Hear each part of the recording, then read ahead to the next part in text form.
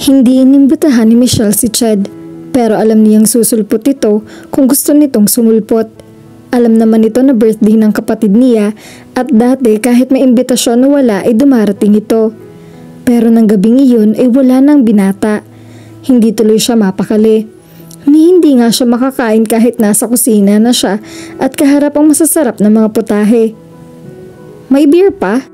Tanong ni Kuya Ryle mula sa likuran niya. Napaigtad siya sa pagkagulat. Marami pa, sagot niya. Kumain ka na ba? Tanong nito. Mamaya na. Si Ched. Aba malay ko, hanapan ba naman ako ng mawawalang kabalabaw? Ang sungit mo. Akmang lalapit na si Kuya Ryle sa ref pero natigilan nito. Imbis ay tumabi ito sa kanya. May hindi ba ako nalalaman? Tanong nito. Nalalamang ano? Nag-aaway ba kayo ni Ched? Bakit naman kami mag-aaway? Bakit wala siya? Hindi ko nga alam. Kaibigan ko lang yon, hindi ko asawa. Gusto mong maging asawa? Nakamaang na napabaling siya rito. Sira ka ba? Anas niya, pero ramdam niyang nagiinit ang mga pisngi niya. Ryle, nasaan na yung beer? Tawag ng isa pang kuya niya. Hindi na nakasagot si Kuya Ryle sa kanya. Imbes ay kinuha na lang nito ang mga beer sa ref. Hustong palabas na ito ng kusina ay pumasok naman si Denise. Dalayin nito ang serving dish na wala namang laman. Nandyan si Ched, hinahanap ka. Sabi nito sa kanya. Ang kanina ay mapanglaw at tila pagkadilim-dilim na gabi niya ay agad na nagkaroon ng sigla. Pati nga siguro mukha niya ay ganun din ang nangyari. Sige, lalabas na ako. Hinaplos niya ang buhok niya. Ang mas gusto niyang gawin ay magtatakbo sa CR at mag-retouch pero pinigilan niya ang sarili niya dahil baka makahalata sina Denise at Kuya Ryle. Mabutit naligaw ka. Iyon ang nadatnan niyang sinabi ni Kuya Brian kay Ched nang lumabas siya sa sala. Birthday raw eh. Mawawala ba naman ako? Kainan yun. Sagot ni Ched. Isang bote ng fundador ang nakita ni Michelle na nakapatong sa mesa. Malamang na iyon ang regalo nito sa kapatid niya. Kain ka muna bago ka makainom dyan. Sabi niya rito. Oo nga, nakakain na kami. Ani Kuya June. Hindi pa rin kumakain si Michelle. Sabayan mo na. Sambot ni Kuya Ryle. Halika sa komedor. Yaya niya kay Ched. Dumaan kanina sa bahay si Nadine. Pagbabalita nito nang nasa kusina na sila. Sa island counter sila kumain. Anong gusto niya? Ako. Hindi talaga ng tama niya sa'yo. Pumalatak siya pero sa pagkakataong iyon ay nakikisimpit yan na siya kay Nadine. Ano kaya kung kausapin mo siya? As in, iyong masinsinan talaga. Ilang beses ko nang sinubukan yan. Iyong matinong pakikipag-usap. Humiki ka rin ng paumanhin sa kanya. Kung nabugbog ang mga ego niya, malamang na iyon ang kailangan niya. Make her feel as if the fault is yours and yours alone. Huwag yung para ka nagtatapon ng basahang napagsawaan mo na. Ganun ba dating ko? Parang nagulat ito. Medyo, mas nakaka-offend tuloy. Natahimik ito at tila napaisip. Hindi ko alam na ganoon. Ngayon, alam mo na, kaya pwede mo nang gawa ng paraan. Try mo lang, walang mawawala, hindi ba? But should we keep pretending? Ayoko nang mag-pretend lang. Anang isip niya. Ikaw, tansyahin mo na lang siguro kung anong mas maganda. Mababasa mo naman sa pag-uusap nyo kung anong ihip ng hangin. Put this to rest, Ched. Masyado nang humahaba. You're getting tired of being saddled with me. Is that it? Parang may lungkot sa tinig nito. Sira, hindi ganon. Kaso lang ay hindi naman pwedeng magpanggap tayo habang panahon, hindi ba? Oo nga naman. Sige, titingnan ko kung ano magagawa ko. And Michelle, thanks. Ginagap nito ang kamay niya. Hindi lang sa pagpayag mo magkunwari na tayo, kundi sa lahat. You have been a great friend. Ano ka ba? Wala yun.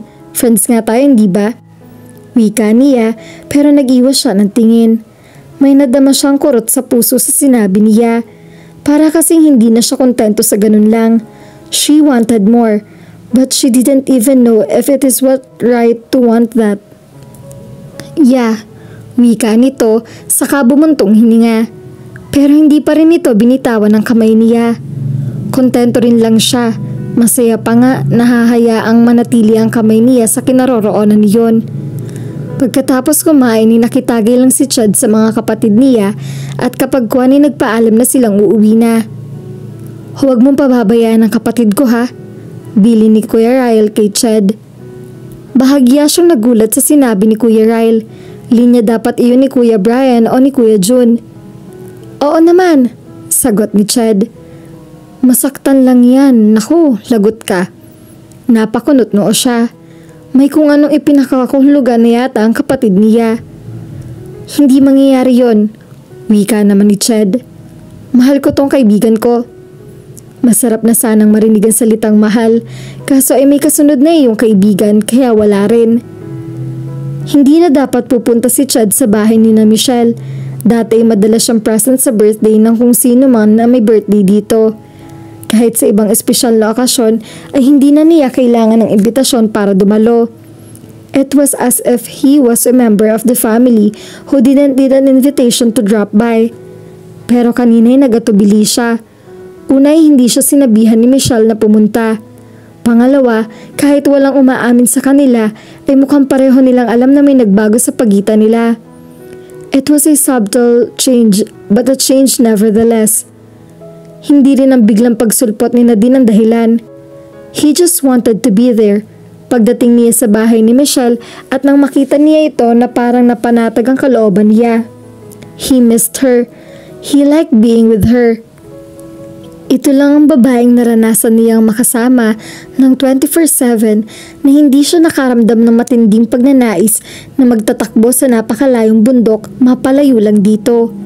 Iniisip niya dati, ganun siya rito dahil kaibigan lang niya ito. Pero ngayon, nawari niya na dahil pala iyon sa komportable at masayang kasama si Michelle. At tuwing naiisip niya na si Tim na ang tatamasa ng presensya nito, ay gustong magmaktol ng kalooban niya. He didn't know what to do about the feeling he was starting to have. He could act on it. In fact, he had already acted on it without meaning to. Hinalikan niya ito. Naalala niya ang bilin ni Ryle nang pauwi na sila ni Michelle. Pareho silang lalaki kaya nakuha agad niya ang hidden meaning sa likod ng mga salitang binitawan nito. He shouldn't mess around with his sister. Kung hindi ay lagot siya. Alam niya iyon, kaya nga hindi niya matukoy kung anong gagawin niya. Had she been any other woman, he would have simply gone ahead with what he wanted. Ang kaso iba nga si Michelle. Oo, ibang-iba talaga siya. Masigasig na pagsang-ayon ng kalooban niya.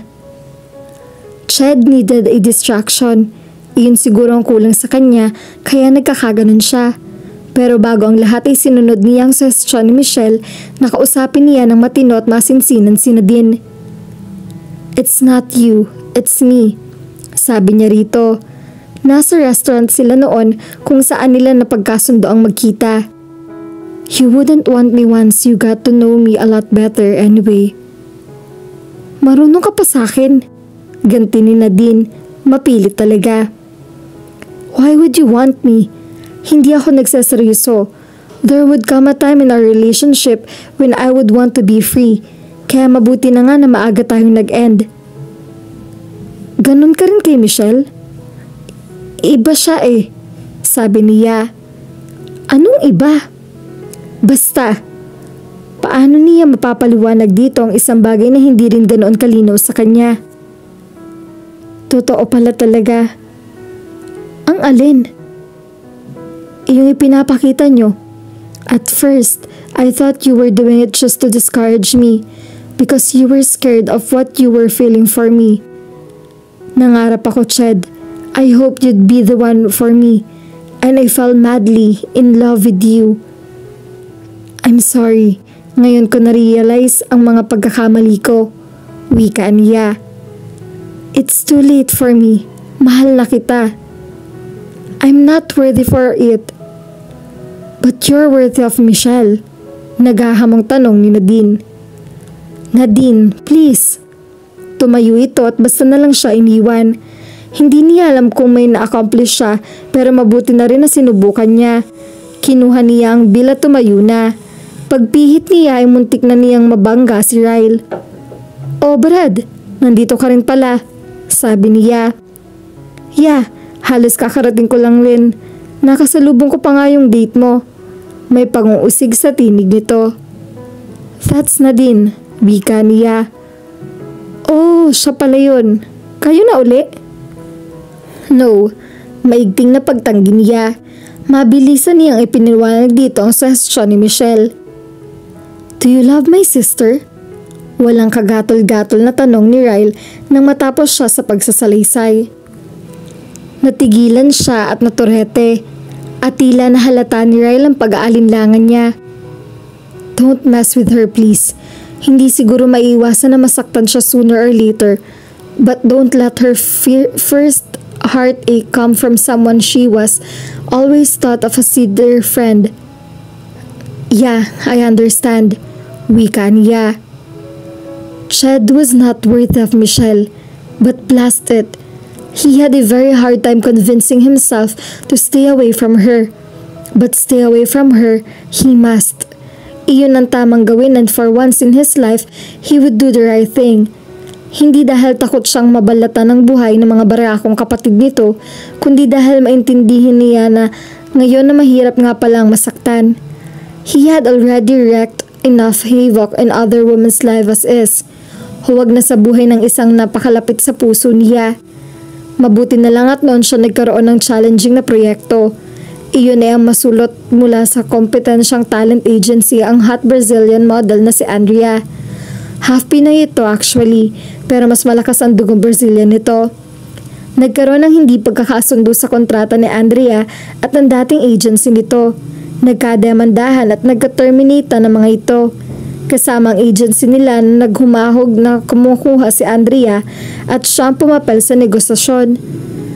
Na magkapirmahan ay nag-dinner sila nito para mag-celebrate. Kasama nila ang partner niyang si Tony pero umalis ito ng mas maaga dahil tumawag ang buntis sa misis nito. Sumasakit daw ang tiyan at natatakot na makunan.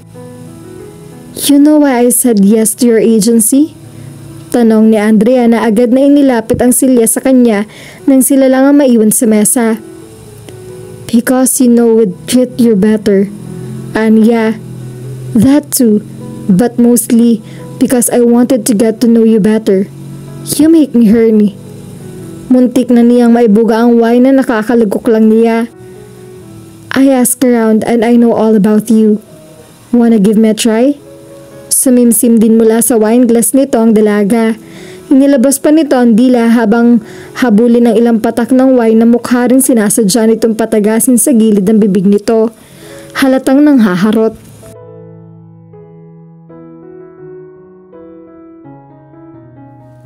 At dito na po nagtatapos ang ating kwento. Sabay-sabay po nating abangan ang susunod na kabanata. Maraming salamat po. God bless and stay safe.